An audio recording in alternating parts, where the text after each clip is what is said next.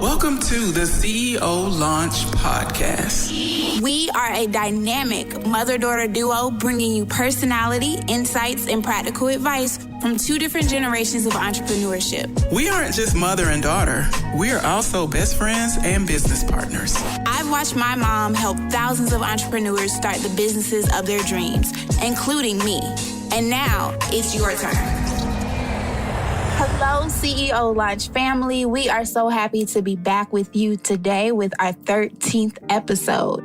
Last week, we talked about how small changes can make such a big impact in your business because, frankly, nobody can do business like you. This week, we wanted to talk about something that's very important in entrepreneurship, and that is learning from rejection. And we're going to discuss some of the things that we learned from just being rejected from different places in our lives. I got this idea because I was on Twitter and I saw this tweet that said, I didn't get the job.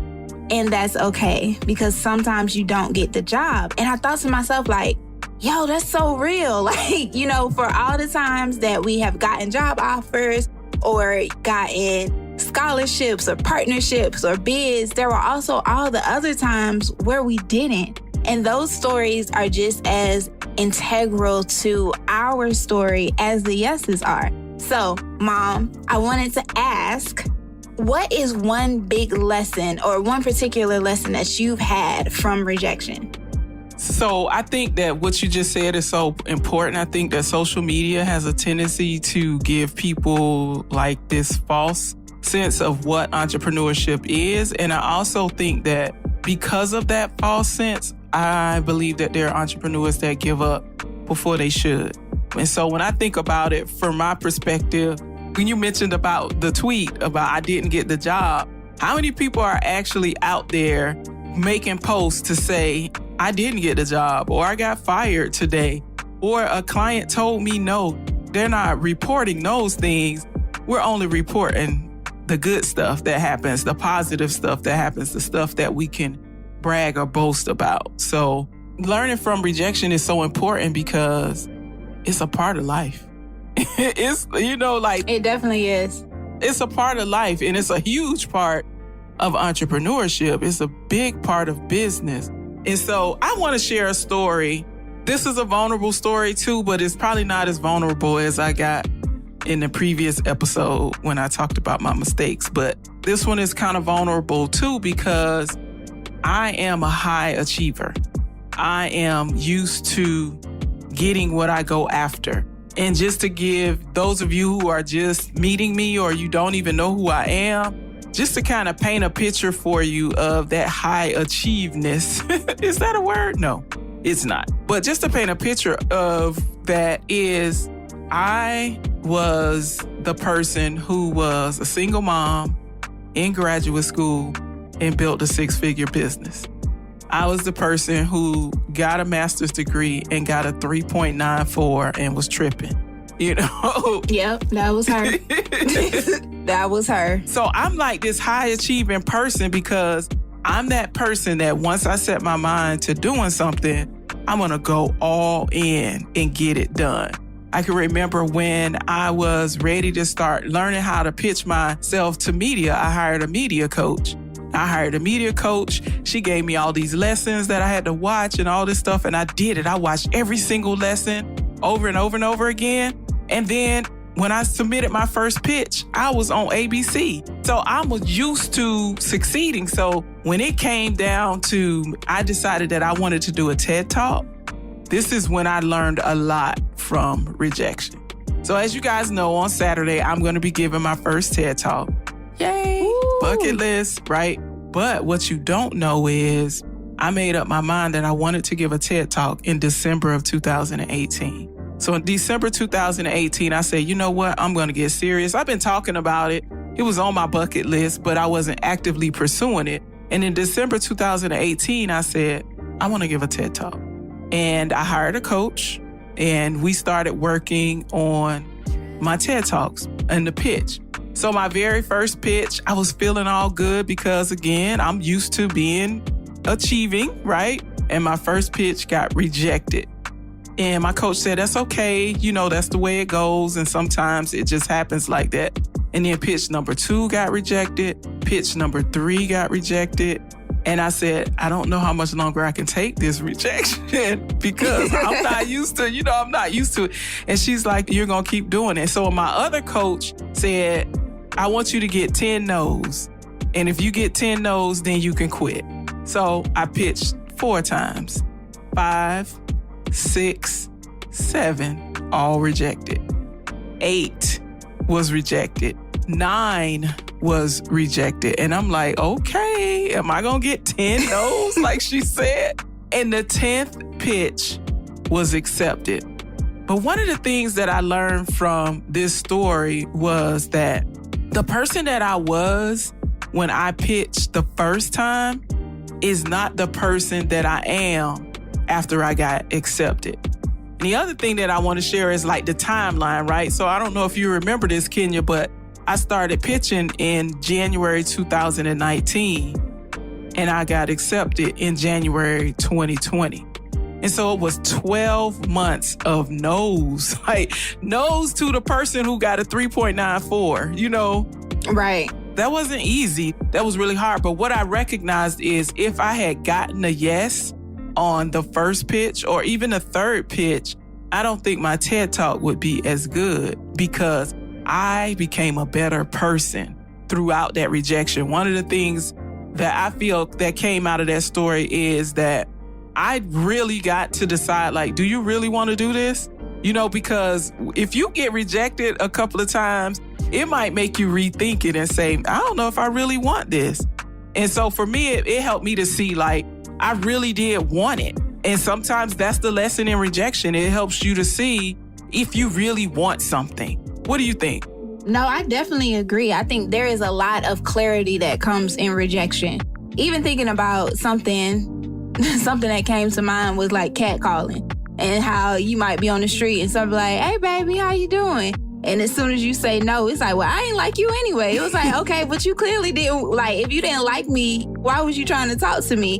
And I think that's how opportunities work. It's like, we might see something that looks good and we think that it's for us, but when it doesn't happen instantly, are we still going to keep pursuing it? Now, that is my disclaimer is please don't keep pursuing people if you're catcalling them. Exactly. That's called stalking. Yeah, don't do that. That's harassment. But the way that you need to go about achieving your goals is in that way. Like if it gets hard, do you still want it? If it's going to take a year or 2 or 3, is it worth it? And as you were telling your story, I was thinking about how hard it was for me to get my house.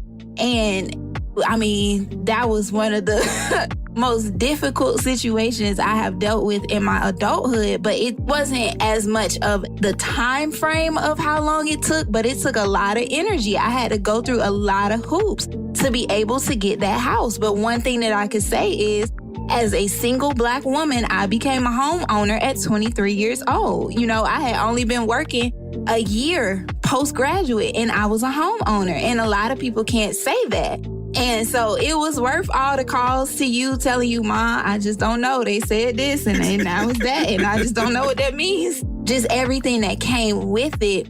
But you have to go through a lot to get the things that matter to you the most. And I think there really is like a lot of triumph in the struggles that we go through. Because like you said, you don't come out of it the same. And if you do, then you probably gonna have to go through it a couple more times because that's not the point. Exactly, because you clearly didn't get the lesson. Right. It's just not the point. So I think it's really important as entrepreneurs for us to think about getting clear on what we want to achieve, because that makes the difference in how hungry we are for these opportunities. Because if you're really hungry, you're gonna go out and you're gonna hunt.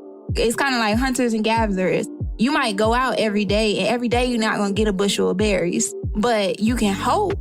You can keep hunting because you're hungry. You need to eat. So one berry is going to have to do until you can plant the bushel. And I think it's also something else that you said about getting clarity. So a lot of times we just want something because we see somebody else with it. Mm-hmm. And so we see somebody else with it. And so you think, oh, wow, that looks good. You see somebody else in your industry that's doing something and you think, oh, you should do it too. until you realize that it's not as easy as that person has made it. So the rejection part of it is also a clarifying part of the process because it helps you to determine if you really do want that. And I know that for me and my business, there have been things that I've started that after I started them, I'm like, oh, Lord, I don't want to do this.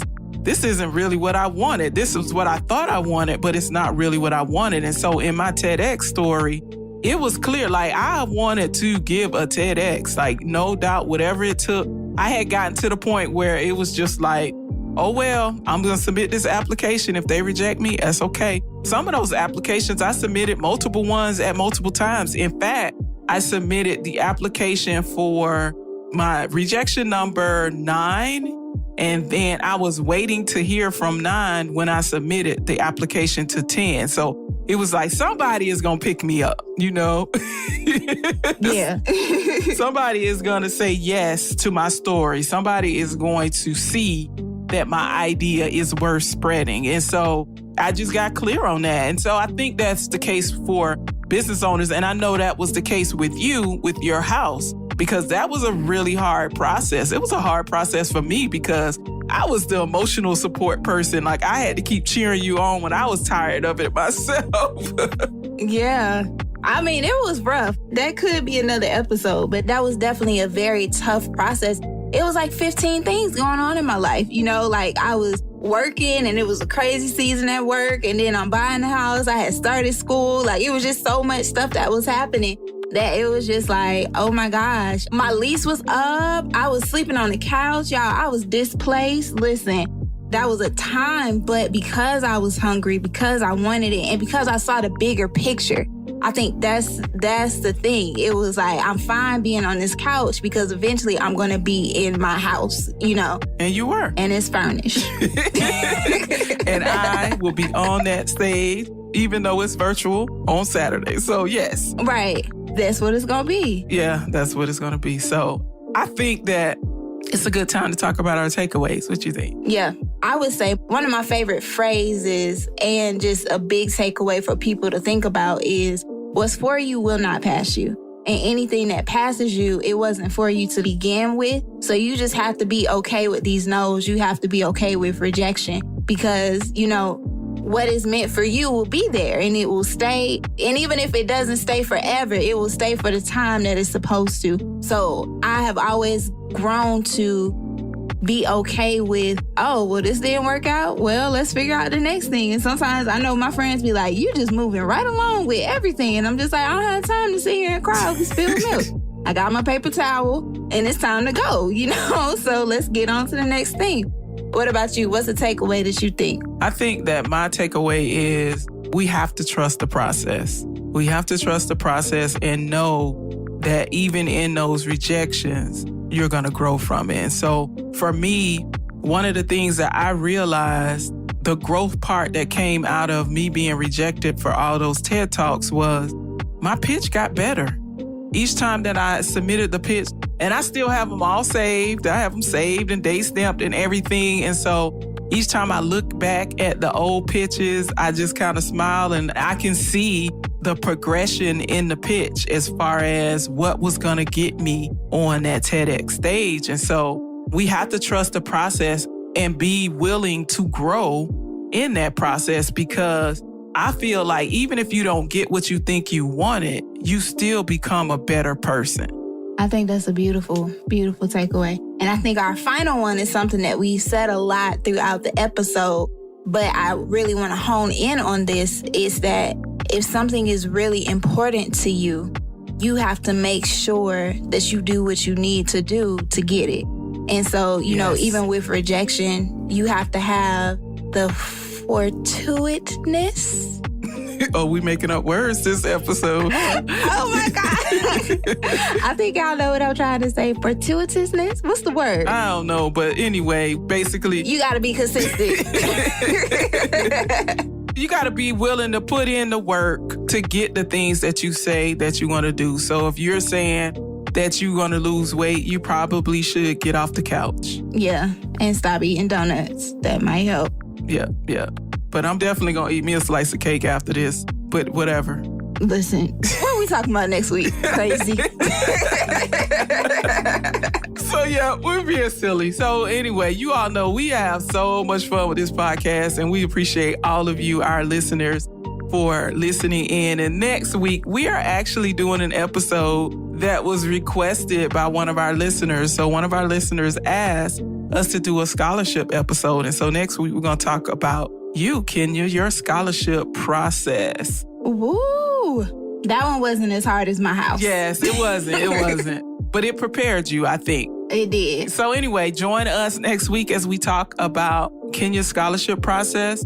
And if you haven't already, join our online community on Facebook, where we will continue the conversation for more tips and suggestions and encouragement, the Efficient CEO movement. And follow us on social media at the CEO Launch. So thanks, guys, for being here with us. We'll see you next week. And don't forget to take off. This is a Clear Word production.